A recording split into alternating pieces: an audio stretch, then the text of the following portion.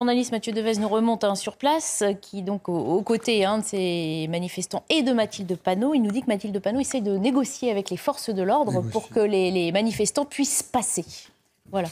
William Tay, vous êtes offusqué. Ce n'est pas les forces de l'ordre qui décident, c'est le trafic. Bien sûr, en fait, en tout cas, ce sont les individus qu'elle a devant elle. Oui, non, mais je suis d'accord avec Christian Proto. Ce qu'elle essaye de faire, c'est de se mettre en avant, mais le sens de cette action. Comment vous pouvez expliquer à des gens de respecter la loi alors que des représentants du peuple ne respectent eux-mêmes pas la loi? Effectivement, ils ne sont pas sur une mobilisation interdite, mais le message que les gens comprennent, c'est si les élus viennent à une mobilisation interdite, du coup, pourquoi est-ce que nous, on doit respecter des règles que des députés sont en train d'établir? Je pense que ça pose un véritable problème en termes de légitimité et de représentation et d'exemplarité.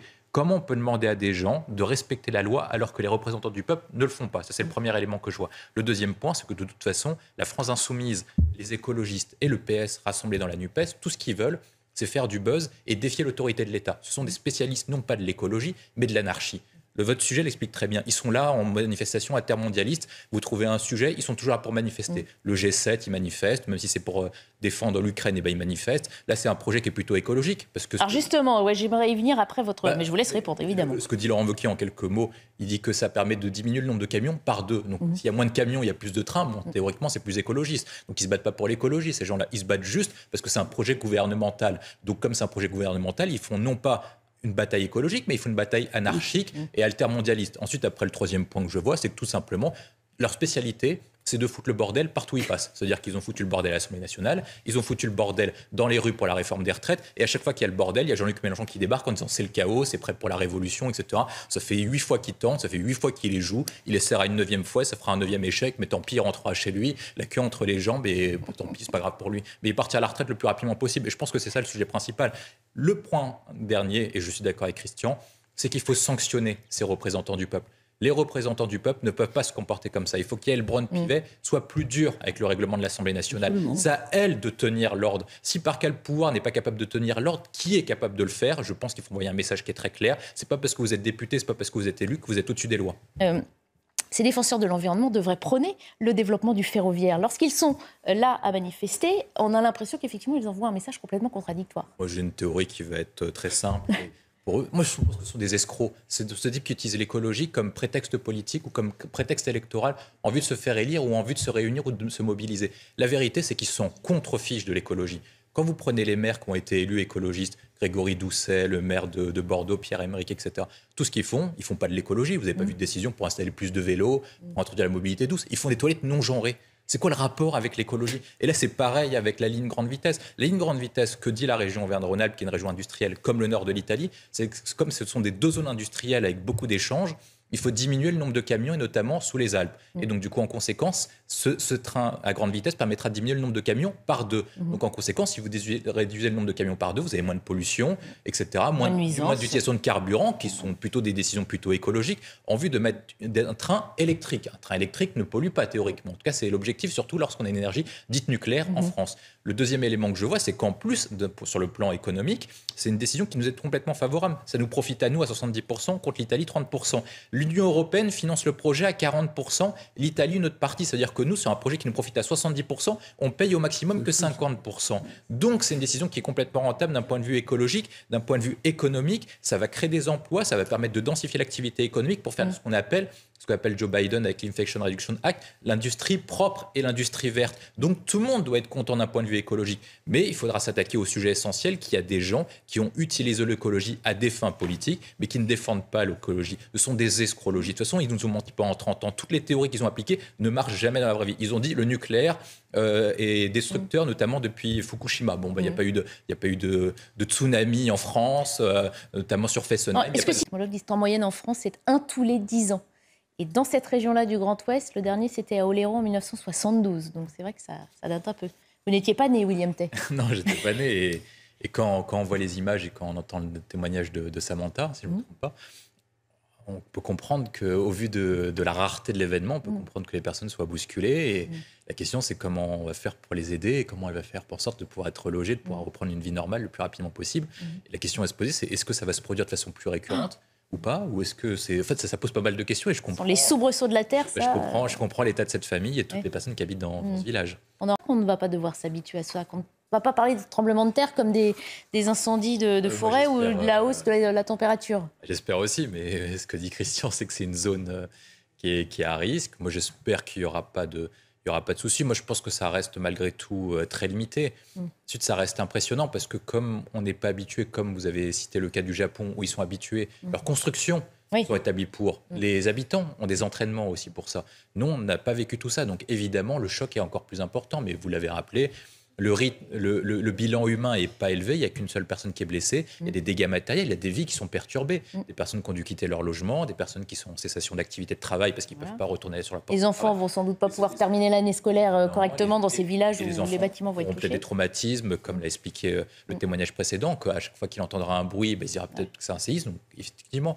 Et après, il y aura le moment de la compréhension, c'est est-ce que on arrive sur un moment qui est répétitif à long terme, ou est-ce que c'est juste un épiphénomène? Si c'est juste un épiphénomène, très bonne nouvelle, et j'espère que ces personnes pourront s'en sortir le plus rapidement possible. Si par cas, et c'est le but est-ce qu'on peut le savoir, ça, William Tay Ah bah oui, vous avez des personnes qui sont spécialistes, qui sont sismologues, qui arrivent à identifier les failles, et qui arrivent à produire, non pas avec exactitude, mais qui arrivent à dire s'il y a un risque de régularité dans le temps ou pas. C'est ce qu'on apprenait quand on était tous enfants en SVT avec les risques sismologiques. On a certaines zones, c'est pour ça qu'on a des montagnes, on a certains paysages en France, donc c'est pour ça qu'on a des zones comme ça. Ensuite, après, est-ce que pour autant, il y aura une répétition de zones dans cette zone-là? Moi, je ne vais pas m'aventurer à dire que ça existait. Voilà.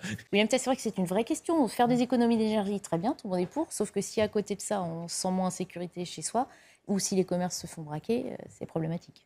Déjà, tout mon soutien à ce boulanger. Mon père est commerçant, donc du coup, j'ai grandi comme ça aussi, avec des appels à 3h du mat, des cambriolages, etc. Donc je comprends parfaitement ce qu'il vit. J'ai grandi comme ça. La difficulté qu'on a, c'est qu'il faut faire des arbitrages dans la vie. On dit que la cause écologiste est la cause la plus importante. Moi, je ne pense pas. Je pense que la cause et le contrat social que nous avons tous passé ensemble, c'est de réduire notre liberté individuelle pour mettre en avant et faire cause commune dans une société. Et quand on fait commune dans une société, la chose la plus importante, c'est la sécurité des biens et des personnes. C'est ça la plus importante, c'est ça la top priorité d'un gouvernement. Or, ce que vit ce monsieur et ce qu'il raconte aussi dans la ville dans laquelle il habite avec des personnes qui se sentent pas en sécurité, notamment pour sortir le soir, c'est est-ce que la raison écologique vaut pour que tout un village se sente dans cet état-là? Moi, je ne pense pas. Je pense qu'il y a beaucoup d'investissements à faire, comme il l'a rappelé, pour faire en sorte de pouvoir rallumer les éclairages publics. On a une énergie qui est décarbonée avec le nucléaire. Si par cas, on a besoin d'avoir plus de production énergétique, qu'on construise plus de centrales nucléaires pour avoir de l'énergie décarbonée. Et ensuite, après, il a tout à fait raison. Il faut produire. Il y a beaucoup d'investissements qui sont faits, notamment par les différentes régions, en termes d'éclairage public, pour avoir des ampoules LED, etc., qui à basse consommation, pour pouvoir concilier le besoin de faire des efforts écologiques et en même temps d'assurer un éclairage public. Il est de plus en plus difficile pour les commerçants, pour les personnes qui se baladent seules le soir, qui rentrent chez soi seules le soir, de le faire sans éclairage public. De plus en plus de municipalités vous disent à peu près la même chose. Donc il est temps de mettre un terme à l'idée, qui n'était pas la meilleure idée du monde, d'Elisabeth Borne, de mettre en place la sobriété énergétique, qui nous a un peu coulé sur le plan économique, qui nous a un peu coulé aussi sur le plan de la sécurité publique. Et je pense qu'il est temps de revenir sur cette décision pour faire en sorte de pouvoir investir en faveur de l'écologie. L'écologie ne doit pas être une punition, l'écologie doit être une opportunité. Si par cas on veut faire un objectif écologique, on est capable d'investir dans des nouvelles ampoules. Si on veut de l'énergie décarbonée, on construise des nouvelles centrales nucléaires. Si on veut faire en sorte de pouvoir avoir de la lumière, on est capable d'avoir de la lumière. On est quand même le pays des lumières. On est le pays qui reçoit Vivatech en ce moment, William Tay. On en a des idées d'innovation. On ne peut pas vivre comme des Amish au XVIIIe siècle, en train de vivre avec des ampoules, c'est pas possible. William Tay, on a entendu tout à l'heure en direct, grâce à nos équipes, un témoignage d'un manifestant qui disait à notre reporter, qui lui disait, vous voyez, il y a des éléments radicaux, qui lui disaient, mais vous croyez que parce qu'ils sont 2 ou 3 ou 4, ça va dégénérer? Oui, la preuve, je le remercie pour sous nos yeux. Mais dans chaque équipe de manifestants, il y a toujours des idiots utiles du village. Et il en fait partie. Il faut nommer les choses clairement. Parce qu'en quelque sorte, ils sont un peu complices de ça. Ces manifestants-là radicaux utilisent les manifestants qui ont une bonne volonté, mais qui sont un peu les idiots utiles de leur bande, parce qu'eux ne sont là uniquement que pour en découdre. Lorsque vous venez en tenue noire avec des parapluies, des masques et tout ce genre d'équipement, c'est pas pour pouvoir manifester contre le projet de grande ligne à grande vitesse entre Lyon et Turin. Moi, je pense il faut donner un principe qui est très clair. Le droit de manifester ne donne pas un droit à foutre le bordel en France. Donc, par conséquent, il faut en tirer les conséquences. La première, c'est que les éléments radicaux, il faut les choper. Voilà, première consigne. Surtout qu'en général, on les connaît. Évidemment, et moi, je vous dis, on a travaillé dessus, on sait comment les choper. Il faut les déclarer comme terroristes. Voilà, c'est-à-dire ce sont des gens qui viennent. C'est le ministre de l'Intérieur qui avait lui-même sorti le terme d'éco-terroriste. Il a tout à fait raison. Il faut les déclarer comme terroristes parce que ce sont des gens qui viennent au nom de l'idéologie, de leur idéologie anarchiste, altermondialiste, anti-G7 et je sais pas quoi, viennent foutre le bordel et chercher l'affrontement contre les forces de l'ordre. Donc du coup, en conséquence d'une idéologie, ils viennent mettre la terreur en France. C'est la définition même du terrorisme. Deuxième point, il faut arrêter d'avoir de la compassion envers ceux qui manifestent et les élus qui couvrent ces gens-là et ces éléments radicaux. Donc les élus... Et les élus qui ont été exfiltrés, comme nous le confirmaient nos reporters sur place. Mais Mathilde Panot et Sandrine Rousseau qui nous font croire que c'est Gandhi quasiment. Non mais ils font tout pour attiser la violence. Ensuite après ils viennent en disant non, nous on a fait une chaîne humaine pour stopper la violence.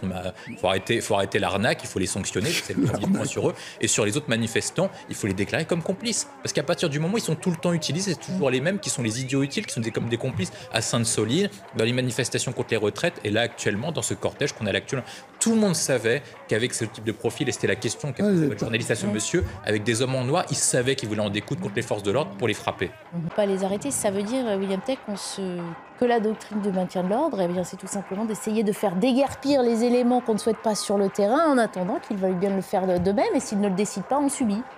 Christian connaît le sujet mieux que moi, mais il y a eu deux doctrines de maintien de l'ordre. C'est que les pouvoirs publics, notamment le ministère de l'Intérieur, est traumatisé par ce qui s'est passé en 86 avec Malik Oussekine et dernièrement avec Rémi Fraisse. Et donc du coup, si par cas vous intervenez qu'il y a un incident type un mort, c'est les pouvoirs publics qui sont portés responsables et c'est l'opinion publique qui dit au ministère de l'Intérieur qui doit démissionner. Est-ce que pour le ministère de l'Intérieur, pour le ministre de l'Intérieur, en l'occurrence Gérald Darmanin, il est plus rentable d'adopter une doctrine qui est mais rentable, est-ce que les Français peuvent entendre ça on parle de rentabilité de la décision. Justement, je vais y arriver. Le problème, c'est que les Français n'ont pas adopté une doctrine claire dessus. Ça veut dire qu'ils disent on en a marre d'avoir des manifestants écologistes qui manifestent, qui viennent foutre le bordel en France. Et dès que par contre il y a un incident, et ça arrive parce que Christian a géré des manifestations, et si par cas vous intervenez, il y a toujours des incidents. Et si par cas il y a quelqu'un qui meurt, on va dire tiens, c'est les forces de l'ordre qui sont responsables, la police tue, les policiers en question vont perdre leur carrière, vont se retrouver devant l'IGPN, et qu'ensuite après le ministre de l'Intérieur va perdre sa place. Donc je pense que le but c'est de convaincre les Français, premièrement, de changer de doctrine, d'expliquer que si vous voulez éviter ce type de scénario, d'avoir toujours les mêmes black blocs, les mêmes 500 radicaux qui viennent manifester et qui disent tiens, la France c'est open bar, on va taper sur les forces de l'ordre, ça va être la passion du week-end parce que nous, petits bourgeois de Suisse ou d'Italie, on a un d'autre à faire, c'est terminé. Ça c'est le premier point. Le deuxième point, c'est le changement de doctrine.